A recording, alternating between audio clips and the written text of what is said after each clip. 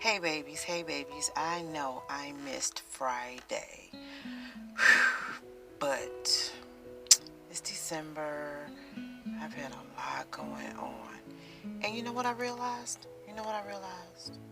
I realized that I'm depressed. No, I know I don't look like someone who's depressed, but I'm learning that um, the strongest among us hide all those wonderful, wonderful, uh, and I don't know why I'm saying wonderful, but we're wonderful at hiding who we really are. We're wonderful, good, very crafty at hiding our feelings, at masking. Um, I realized, and yes, I'm being very transparent today. I realized that even though I could laugh and talk and watch movies, there were days I did not want to get up off my couch, did not want to get out of bed. Uh, Random aches and pains, headaches, appetite accelerated or diminished. There were some days I didn't want to eat. Then some days I would binge eat, all in an effort for my body crying out, investigate what's going on. Look at what you're doing. Look at you. Examine those inner feelings. Now, I consider myself to be quite conscious and awakened and enlightened to who I am, not just spiritually, but physically. My DNA is Hebrew. I am no longer a captive of this mindset that I have to follow status quo. And do you know that when you decide to go against the grain, people don't like it? It upsets you. It upsets people. Trying to shed all these things. Now, mind you, you see my wisdom highlights, my gray hairs. I'm not a spring chicken. I'm not a new person in this world. And I consider people who are 21 and under still new to this world. They got a lot to learn, a lot to grow into. I'm 5 decades in the game. And there were some things that were ingrained in me, in my being, in my psyche, in my patterns, in my pathology, that I'm now learning how to shake, learning how to disrupt. I mean, and some of the stuff was so dysfunctional. Didn't serve me. Didn't help my family. Didn't cause me to grow. Oh, I upset some people this Thanksgiving because I didn't participate. And it caused me to be isolated in some ways. And isolation can bring on depression. Before the holidays, I lost a friend of mine. He was the best boyfriend I ever had. Best boyfriend I ever had. However, brother didn't want to get married and I didn't want to be a perpetual girlfriend. And so we parted ways. But the love was still very real.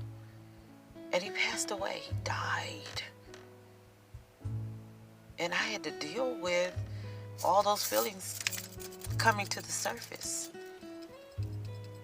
And as good of a life coach that I am, and I'm not speaking those words about myself because that's what I believe, but that's what I've been told. So I'm repeating other people's words in this moment.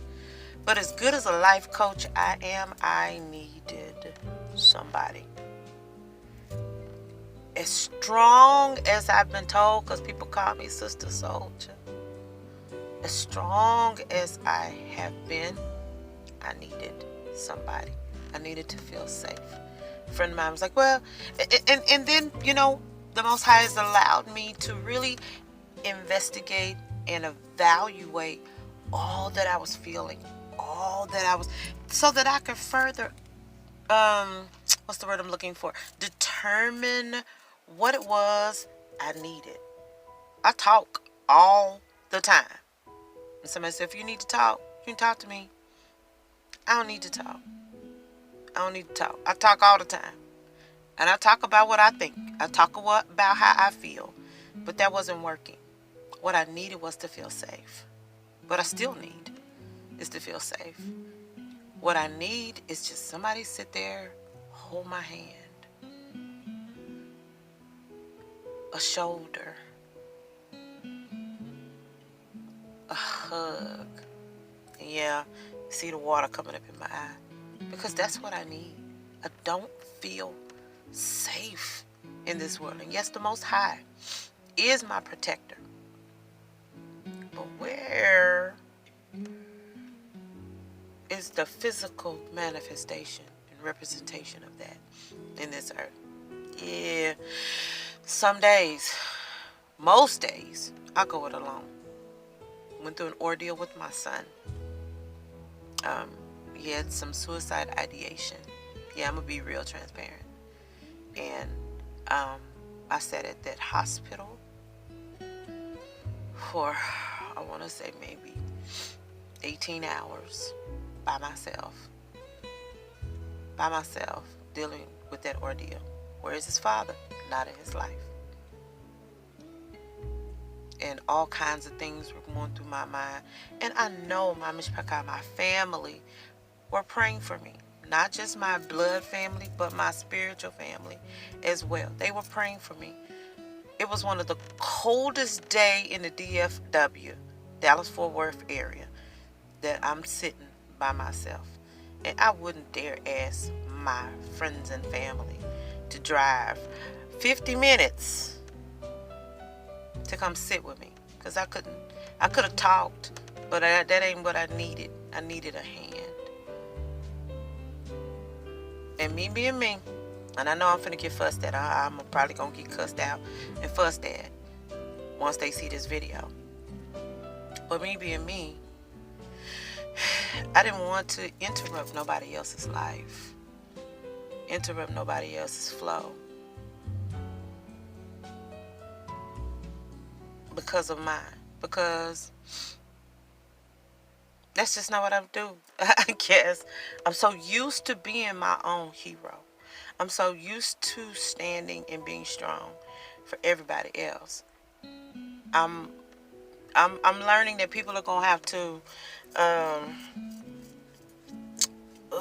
wincing when I say that, but they're gonna have to bogart their way in to be there for me, because I don't usually invite people into my troubles.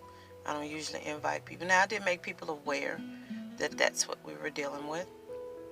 I did make some people aware of my feelings regarding my friend passing away. I made some people aware, of the demise of the relationship I was in. I made people aware. But at that moment, in those moments, I soldiered up. I put on a brave face. I'm still waiting for the tears. Trying to cry. This is what depression looks like. Glossed up lips, eyeliner perfect, eyebrows, they ain't never gonna be perfect, but they still good. And I still look real cute. I get, oh no, you don't know. And when I told somebody, you know what, I think I'm depressed. Not you. You're strong. Now, let this be a public service announcement, PSA. Check on your strong friends and make them mad. Make them mad. Bogart your way in and be there for them. They need you. We need you. We need you. And so what? So what, we get mad? Shut up talking to me. Leave me alone. I don't want to talk about that. Why are you hugging me? Why are you touching me? Yeah, you're going to get some of that. Because strong people don't really know how to let their defenses down. They don't know how to let people be strong for them. We don't know how. We don't know how. So you're going to have to bogart your way in. But guess what? After the fact, they're going to thank you. We're going to thank you for being there. For just being there. For just holding the hand. For wiping the tears that come because you made them feel like you were somebody they needed. Now, I'm about to go to work. I'm sitting here on my campus in the car, in my truck, not wanting to go to work because it's finals week. But I got to get the work done because reports are due Wednesday. And despite all I got to do, despite all I'm feeling, I got to do what I got to do.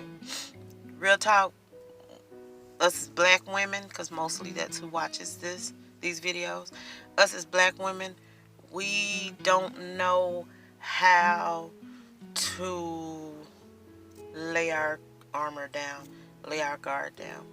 We got to learn how to save our last nerve, because our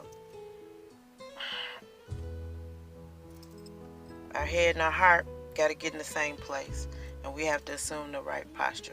Now, no, it's not, life ain't all about how you feel, but you can't ignore everything you feel and push it down, because you'll end up like a shaken champagne bottle. Pop, and you'll pop off on the wrong people. I'm just saying that to say, check on your strong friends. Check on your heroes. Check on your pillars of strength. Check on your leaning posts. Check on them, whether they be enlightened or not. We are people, and people need people. Yes, we lean on the Most High, but people need people. Okay? Alright, I know, it's Monday.